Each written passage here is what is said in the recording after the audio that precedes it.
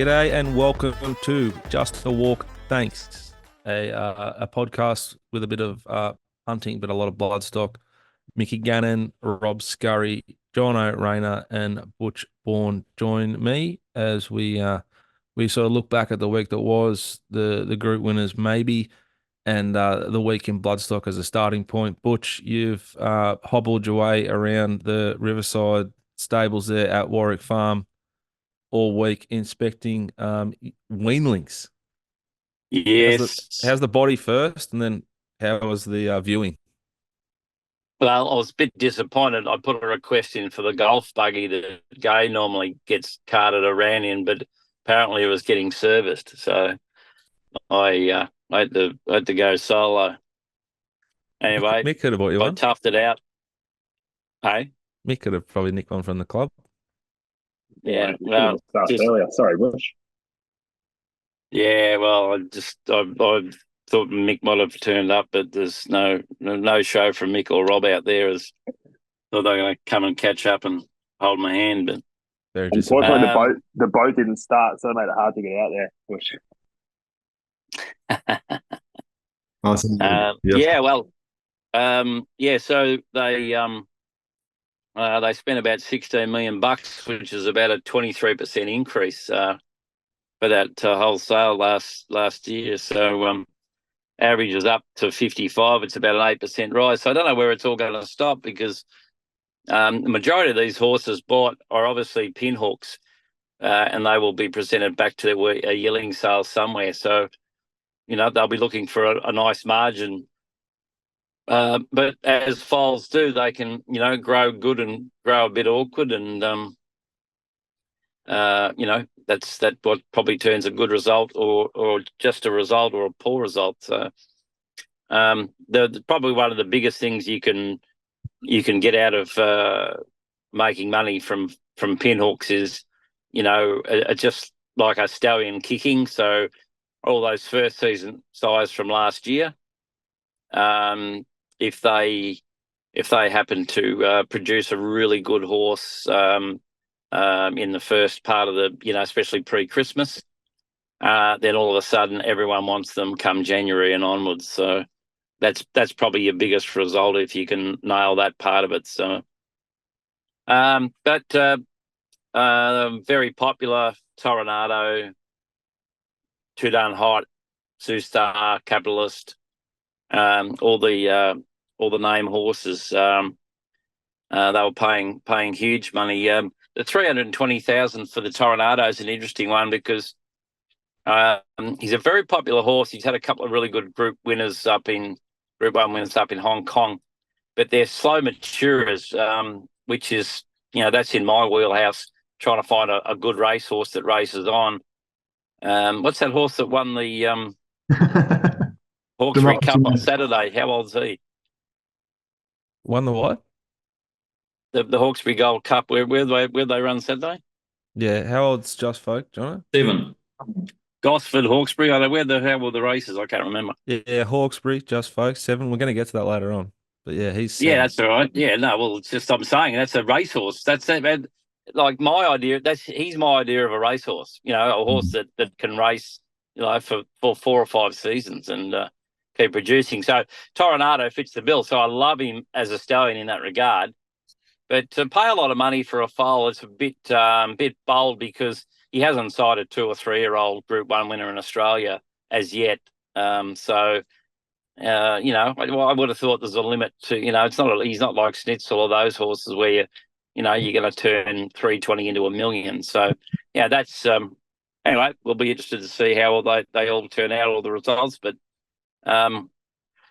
if interest rates are rising and the economy's getting a bit sticky, they're still paying for foals and thinking they're going to make a lot of money. So yeah, it was a bumper sale. What's a pinhook? It sounds dodgy. No, it's far from that, Rob. It's just a term used to buy a foal and sell it as a yearling, and the idea is to make a profit. So it's called pinhooking. Do I know the origin of the name? I got no idea, but I'll chat GTP that while you talk. What are, yeah. You can do What- that. When- No, nothing, nothing dodgy about it at all, Rob. It's a good skill to have if you can get it right. You can Yeah. make a bit of money out of it. What about the Too Darn Hot? What do they go for? Were you tempted? Yeah, no, I just it's probably I think one sold for 150 and one sold for a bit more, might have been 180 or 200 or something.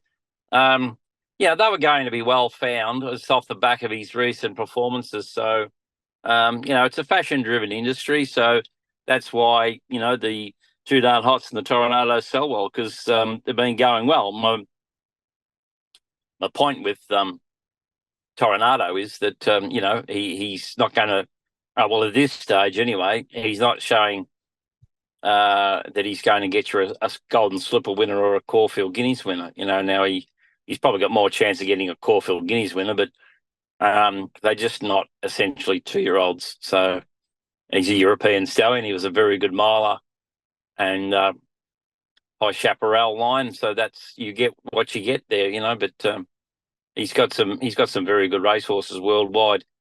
Probably we probably need one of those in Australia, really, because he's had some very good horses in Hong Kong, and I think one of the European horses might have won a Group 1 in America, I think. So he's done well internationally, but just probably needs a good younger horse here. Pinhooking. The term itself originates from the 19th century American tobacco traders who would buy pinches of tobacco and resell them for profit. Over time, it was adapted into the horse industry, where individuals would buy young horses with expectation that they would increase in value. The term pinhooking has thus come to represent this speculative practice within the equine business. There you go. Nothing dodgy about that, Rob. Just tobacco industry and gambling. Sounds sweet as a nut. Sounds pretty good to me. Just remember, Rob, there's tobacco and then there's the devil's lettuce. There's a bit of a difference. We might have an expert. What else happened at the sale, Butch? Was there some stallions that surprised you that they weren't as popular, or like they sort of confirmed that you thought they might not be as popular? They come off the top. So all the first season horses like Anders, now you got to try to remember all the first season horses. But Alabama, I think there was only one there actually. I'm fairly certain that. But they always come off the top. First year, second year, third year. Then then we just all wait to see if they can do the job on the track, and that's why those horses like Alabama Express, they're solid because he's had a terrific first season. So there's no wondering with him. He's well on his way. But I was impressed with the stock of Portland Sky. He's a very young horse by Deep Field. He won a Oakley Plate.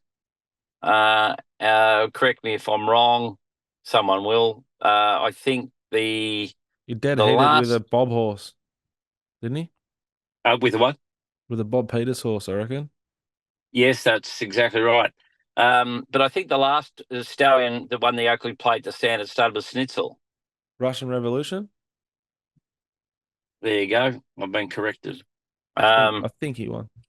Yeah, okay. Well, that's not bad company, is it? Really? Schnitzel and very fast. Yeah, that's fast horse stuff. So I do like a stallion that goes to stud as early on in a stallion's career, i.e., Schnitzel from Reduce. He wouldn't have been double figures Reduce when Schnitzel won his Group 1 and then went to stud. So that's a positive. So yeah, I saw a few types by Portland Sky that I liked. So that's I'm going to give him a tick on a very small sample size because we head to the Gold Coast to have a look at them and then down to Melbourne. But yeah, there you go. Just put that one in your black book. Okay. That is interesting. It is a nice setup, isn't it, when you think of it that way? Like, yeah, those sharp, tough, older colts seem to do a good job at stud, as opposed to the ones that sort of dominated against their own age early. Yeah, yeah. There's yeah. I'm not with the the mainstream. I essentially don't. I don't need to see a horse win a Group One race. Just need to see some positive signs in his racing career. So we talk written tycoon, not a single doubt. I am invincible, and they didn't win a Group One between them, but there's three very, very good stallions. So I don't see the insatiable need to grind a Group One win. I'd be more than happy to let a colt run his race career, and through till he was 4 year old, and whatever happened happened. But I think there's probably more to the way they race, and how early they race as to maybe the success at stud that they may have. Uh, Autumn's the Autumn Sun won another big Group One on Saturday. Won the Derby with Coco Sun. It's becoming a bit of a thing now, isn't it? He's very much a in fashion sire of the stayers in this country. I think I saw Yeah, JM, personal friend of ours, say something like a bit of a renaissance or some word like that. Got straight on the front foot. If you're going to buy well, a tight off it, JM will just put you it's straight through the covers. no, he's certainly come good late in the season here. But would I be right in saying, Mick, that the filly that won in Sydney, Autumn Angel, she would nearly be a very, very hard to beat up there in the either Oaks Derby, both, or one of. 100%. Yeah, she's definitely got the measure of, I think, the horses we saw down in South Australia. Yeah, so I mean, he could almost make a clean sweep at the back end of the season of these staying races, which is great that it's great that that we've found a horse. And normally we've got to go to Zabeel, etc. Savabeel and Horse Parseer and those horses over in New Zealand to find this type of horse. So Australia's been wanting to breed them, and now they've got a stallion that's siring them. So be interesting to see if everyone's willing to put their money where their mouth is and send good mares that will mate up well with him to produce good stayers. We certainly hope that he'll sire the winner of the Oaks. Autumn Miss, Monday, Ipswich, John.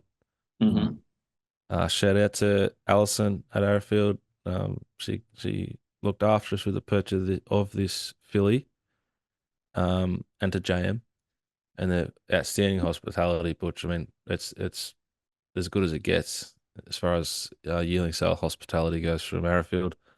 They sold us the filly. She won really well, John, and Yep. we are dreaming for the next little bit about an Oaks. Yeah, indeed. No, she was dominant there at Ipswich. She obviously came back in good order, running second first up to a promising one from the Golan Yard over the 1350. We always thought the going up in distance would suit her. She sat up on speed, probably not exactly what she wants to be leading, but got the job done. Was too good for them. And if she can, she's been nominated for the Oaks, Queensland Oaks, so the dream's well and truly alive for the ownership group there.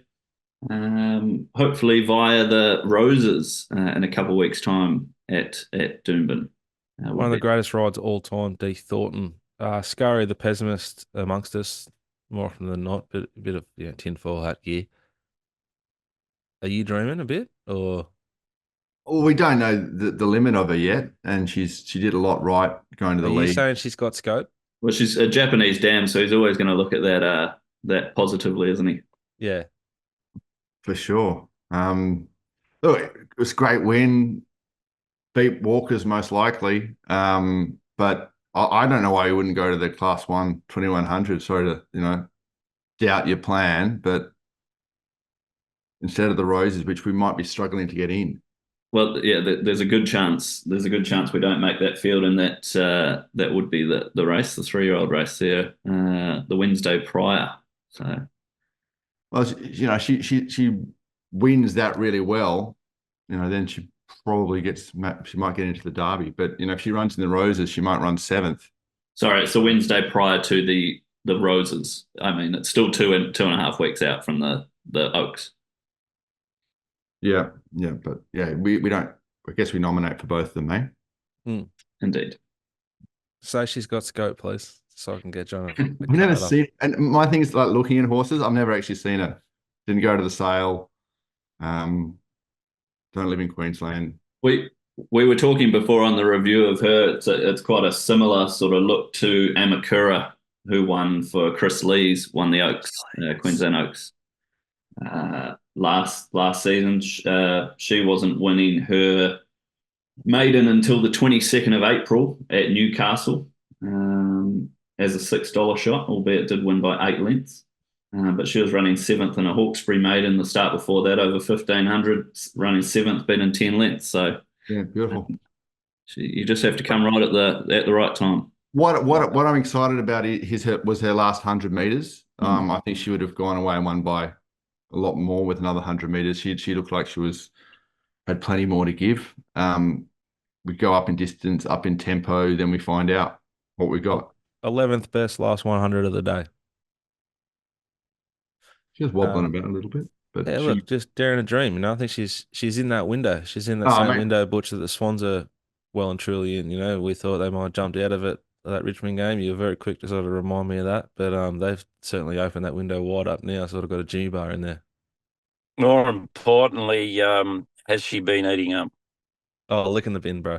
Licking it. Yeah, hasn't left an ace. No, she hasn't been throwing the water bottle on the ground, has she?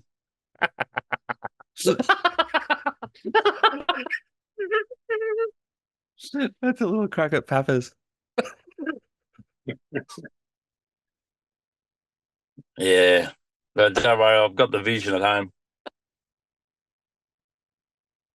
The Swans might be getting ahead of themselves, Jack, I think.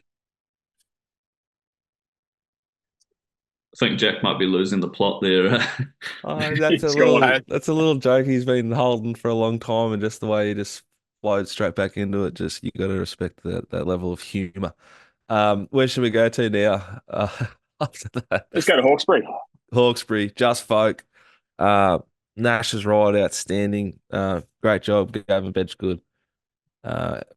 Takes us to we spent 199,000 on him, John, and I think we've earned maybe 420. Yep. And we're going to be a $7 chance. I think we're probably a $4 chance in a $500,000 race on Saturday on the sunny coast. There was a lot. Like Rob didn't go to Hawkesbury, so we had to sort of rely on everyone's interpretation of the bomb and the rain radar. Geez, there was a lot of rain chat in this chat group. There was a lot of rain chat in a lot of chat groups I'm in. That's probably the starting point of this conversation. We thought it was coming, then it didn't. Mickey Gannon, you were kind of leading the charge. You're a very confident man. You sort of don't say things in halves. I was messaging Mick every 20 minutes for a little rain update. It was frequent. I spent plenty of time sitting in the pro shop in my younger years looking at radars, Jack, and I like to sort of back myself in when it comes to rain off the coast, and it was coming. But every time I got past, anywhere out west, it started to go a different direction. I had all the live cameras up, North Richmond Bridge, Windsor Golf Club, you name it. I had them all up, and it was raining everywhere bar Hawkesbury.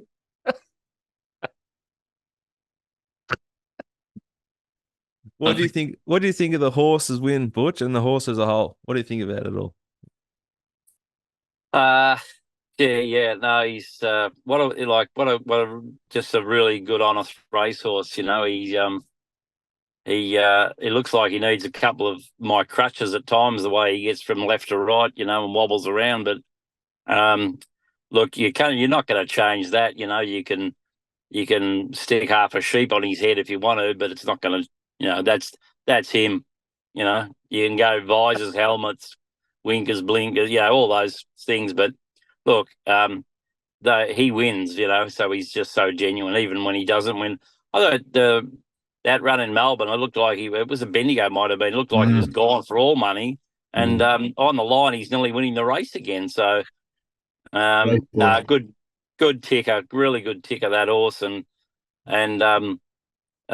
you get one of those good race horses by Magnus, and gee, they're good, and they seem to last forever. I was just going to say that, like Streets of Avalon, King Magnus, they're all sort of, they just keep going. Yeah, well, that's it. Yeah, he's in that mould. He's a colonial horse, not like Toronato's that European type, but he was Magnus never threatened to be the sire of the Slipper winner, the Guineas and the Derby and that, but by gee, they were good racehorses, very, very, very good racehorses. Yeah. Can we say he's got the heart of a champion? Well, he's got the heart of a good racehorse, Rob. That's we don't need to drop him. He is chestnut. Far up was chestnut, but I don't think we need to go down that path. But he's a champion to us, though, Rob. He's done a great job. He's so brave. He's got the heart of a champion, even if he's not a champion. He just wants to put in, and he races till it hurts, and he wins. Yeah. No, look, I had AFL ability, but that was only in my mind, Rob. So, because I couldn't get to the contest or away from it, that was just that's the physical aspect of it. But certainly in my mind and and the heart too. So I'm hearing you. No, look, what a fantastic horse for an owner that horse is. I mean, you cannot ask for more. I saw the bit of interviewing after there, and I assume, well, unless they were happy punters, I assume there was some connections there that looked like they just won the Melbourne Cup. They were just beside themselves. One Tyson Hunter, I believe, jumping up in the background there. Yeah, we try and articulate pretty cleanly and clearly when we think it's a bet and when it's not, and in our pre-race reports, and we were pretty keen to bet there on Saturday, and we are again at the Sunny Coast. I think $7 is a gift. He's like we've just said, he's super tough. He's going to get conditions that suit more. I think he's going to get a distance that suits him more. You sort of get away from those sort of sharper horses, Butch, over a mile, just that little bit, and gets onto a heavier track. And it saw him peak at Caulfield, the exact same setup, not off a win even, last prep over 800 metres where he won a Group 2 or Group 3. Group 3 Eclipse Stakes, 4th up, 7-day back up. Yeah, so we've sort of gone the same way this prep to alleviate having him on the other leg, tried to get as many runs as possible the Sydney way. So everything's lined up. He owes us nothing, but hopefully he can get another one for us and the team. There's no reason that he can't keep going for another 12 months. That horse he just got that. Well, put it this way, you'll know if there's something wrong with him because when he's 100%, well, when he's near right, he just tries so damn hard, that horse, and there's no reason. I assume that most of his work's been done in the float on the way up there, and I did see a photo of him, and he looked pretty good to me. So, you just one thing, he's going to give you everything he's got. That horse. So, what's the race worth on Saturday? 500,000, 300,000 to the winner. $500,000. A shitload. Yeah. Who rides? Mark Zara. Yeah, he would have Nash off, M Zara on. Yeah. I would have taken him off too. He was all over the shop, wasn't he? Does he ride another horse or not going? Yeah, he was already committed to Kovalica, I believe. Oh, okay, yeah, fair enough too. I think. Yeah, Chris Waller, absolutely. He would have had you his pick of the top. Well, he would have Waitor he rode last start as well for Rob Scurry up the rails. Yep. Yeah. Well, the good part is that Mark will, when he's a really good man to have on your side, Mark, because he'll make all the right moves. It doesn't matter where he goes, which way he goes. He just makes all the right moves, Mark. He's world class for sure. He's When also Nash walks out of that jockey room, he won't like it because he'd be like seeing someone else with your ex-missus, and he's on a horse that needs a dry deck, needs a shod turn of foot, and they've gone to the wrong place for that. I reckon it's one of the better bets I've seen in some not time. just your ex-missus, like a real good one. Like a 10. Yeah. Like makes you, yeah. I've never had that experience, Mick. What's it like? They never left you, Butch. No. Oh, God. No, 20-year anniversary. I took her to Vietnam, and for the 40th anniversary, I'm going to go back and pick her up.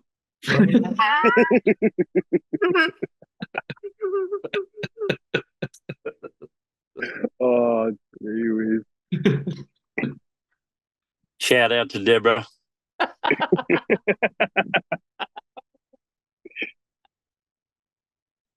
Okay. Let's finish off with a couple of cheeky bets around the grounds on a Saturday. This will be out on Thursday night, I'd assume, Arvo, John, depending on your workload. Gano, have you got anything for us across our great nation for the weekend? Yeah. Obviously, just to clarify, we think Just Folk is a bet in the Hollandale race 7, the Sunny Coast. Going to stick with the theme. Yeah, going to stick with the theme of the Sunny Coast. We'll go race 3. The horse that London Point has accepted for. But we're going to go with number 6 here, Party for One. Likes of rain-affected track is very good at Mornington. Runs some very, very good sectionals.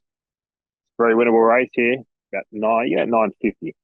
So I'll be playing that on a 2x3 basis. Yeah, that's all I got. Jono? Jeez, on the spot a bit here. Come back to me. Butch? No, you can bet with confidence this weekend. I haven't got a run until the following week. There's one in South Australia called Positivity that comes out of the right form race that'll be winning. It's around 250, I think. Nothing spectacular there. They don't get any prizes for tipping that. Where was that? Sorry. Positivity. I think it's race 3. I've just been kicked out of the house. So I'm not that many screens in front of me. That's the Kiwi horse. That is the Kiwi horse. Mm. Gets to 2,500 meters again after 2,000. $2.70. Did you not see there's an Autumn Sun 3-year-old filly in there? Which one's that, mate? The Autumn Bell. You got to watch out for them. Group 3 over 2,500. That'll suit, wouldn't it? Question for our man Butch. Which horse is this? The Autumn Bell, the progeny of the Autumn Sun 3-year-old filly, out to the 2,500. Oh, well, yeah. I mean, that's anything 2,000 plus is unless they're out of a mare that was a 1,000 meters, through the family. But if there's any substance on the dams line, the Autumn Sun's going to put the stamina in, and just what have we been watching the last couple of months now? It's they're all coming to the fore. So more distance. I mean, like Rob was talking about your filly the other day. I didn't watch the race, but I saw the last 200 of it, and it was fairly running through the line at the end of that. So she'll eat up 2,000 meters.